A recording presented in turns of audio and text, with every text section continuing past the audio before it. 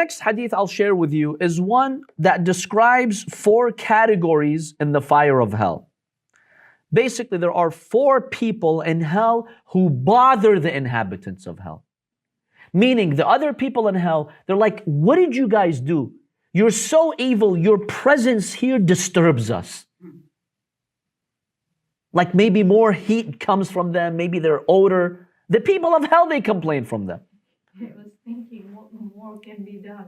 What more? The Prophet describes. So the Prophet states there are 4 types of people who will bother the inhabitants of hell, until the people of hell will complain.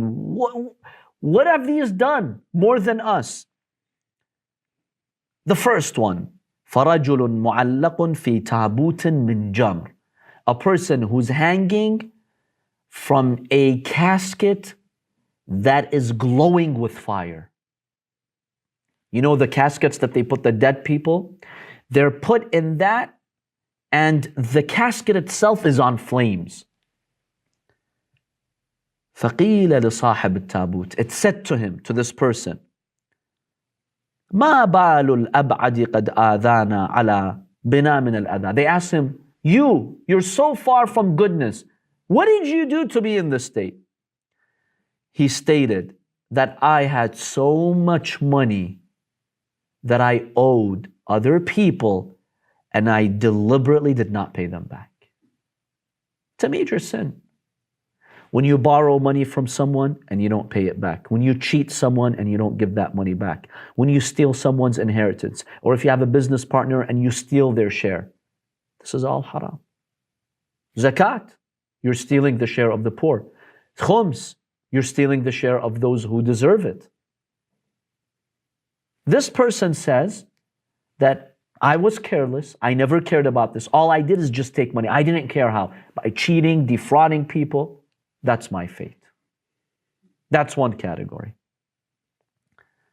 The second category is a person who drags his intestines.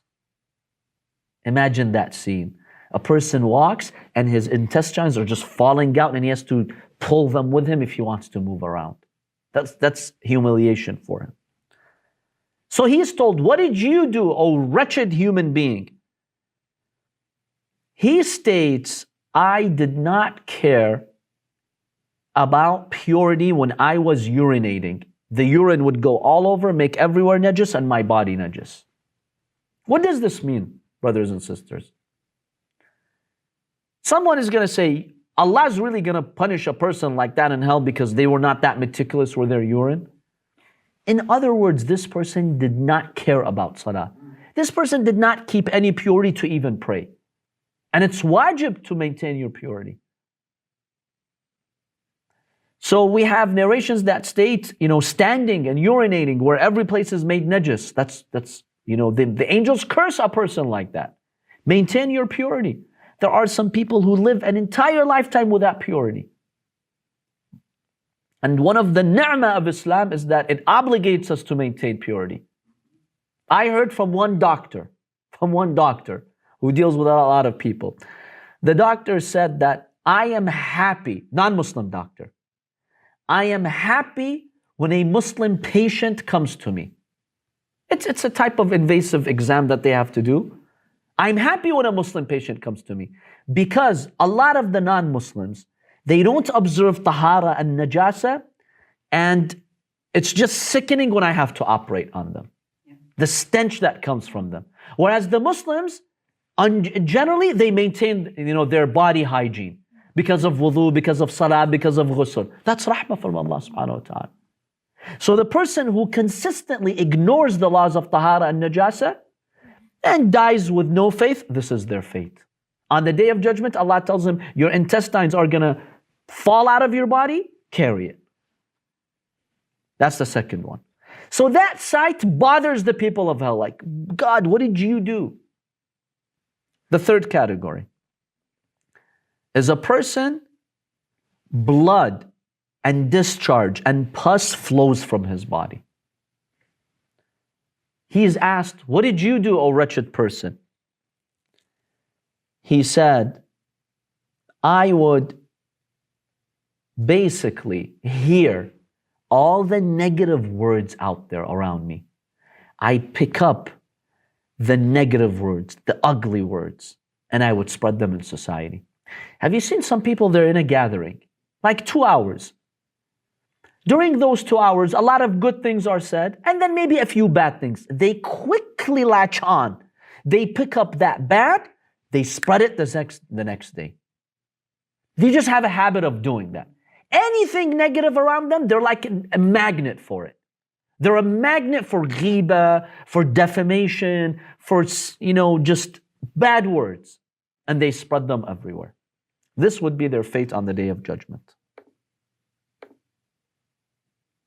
Nastajiru billah. Yes, I know, that's very scary. Nastajiru billah. So, Sayed,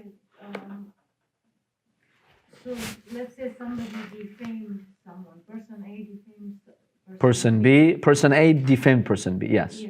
So person A will be punished accordingly. Correct. But what happens to person B then? The one who was defamed unjustly, Allah will compensate that person by elevating his status on the Day of Judgment, or by forgiving more of his sins. Allah will tell him, you were defamed in dunya, and you were patient. Because of that, I will take you to a higher level in heaven, or if you have sins, I'll just wash them away from you. So Allah will compensate the madloom who was defamed, definitely. Is it true if you talk about someone, like someone's talking about me, and I don't know they're talking about me, they're just saying bad things about me, let's say. Is it true that I get their hasanat? Yes, we've talked about that before in this class, where on the Day of Judgment, you will get some of their hasanat, and you'll transfer some of your sins to them. Yes. That's the burden on them on the Day of Judgment. If they don't repent, of course. If they sincerely repented, Allah subhanahu wa ta'ala will convince you to forgive that person by giving you more hasanat.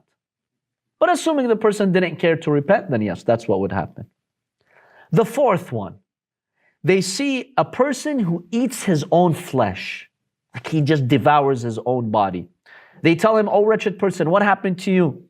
He states, I would eat the flesh of people in dunya with ghiba, with backbiting, and with namima. I tell you that your friend defamed you. He did that. I instigate a problem between two people. So this is a hadith that describes this. The next hadith is one that's interesting. Is there any hope for those people in hell? Is there a way out? If they truly accept the path of Allah, or they do tawassul in hell. Yes, look at this hadith. If one humbles himself even in hell, there is room for forgiveness. This hadith is in the book of Amali by Shaykh al-Saduq. He narrates it from al-Imam al-Baqir alayhi salam. He states that there are some people, they will stay in hell 40 autumns. Each autumn, kharif in Arabic, is 70 years. 70 autumns, and each autumn is 1 year. You know, from one kharif to another kharif, from one autumn to another, from fall to fall, that's 1 year. In Arabic, sometimes instead of saying 70 years, you say 70 autumns. This was just common in Arabic. So the Imam is saying there are some people, they dwell in hell for 70 years. Then after 70 years, he asks Allah, بِحَقِّ مُحَمَّدٍ وَأَهْلِ بَيْتِهِ لَمَّا رَحَمْتَنِي. Oh Allah, I ask you by Muhammad and the Ahl al-Bayt to have mercy on me. فَأَوْحَى اللَّهُ جَلَّ جَلَالُهُ إِلَىٰ جِبْرَائِيل. At that point, Allah reveals to Jibreel, go to my servant, get him out of hell. Jibreel says, Ya Allah, how am I going to go into hell? He's scared of going into hell. This is hell. Allah tells him, Jibreel, I've commanded the fire of hell not to hurt you, to be peace and cold for you. So go. He tells him, okay, Ya Allah, where am I going to find him? Where in hell? He tells him he's in a gutter in Sijjin, a part of hell. Go to that place and find him. Jibreel says he will go to that place, and basically he will find him, fallen on his face. He comes and he helps him out. Then Allah speaks to that servant. He tells him, my servant, how long have you been asking me to release you? He says, I don't know. I've lost count. Then Allah subhanahu wa ta'ala, I swear by Allah, I swear by my glory, I swear by myself, if you had not asked me by Muhammad and al-Muhammad, I would not have released you. But because you invoked me in them, by their name, I have released you. This shows you that Allah subhanahu wa ta'ala will show His rahmah even in hell through Muhammad and al-Muhammad. What valuable creation are they? So Allah forgives him and He frees him from the fire of hell.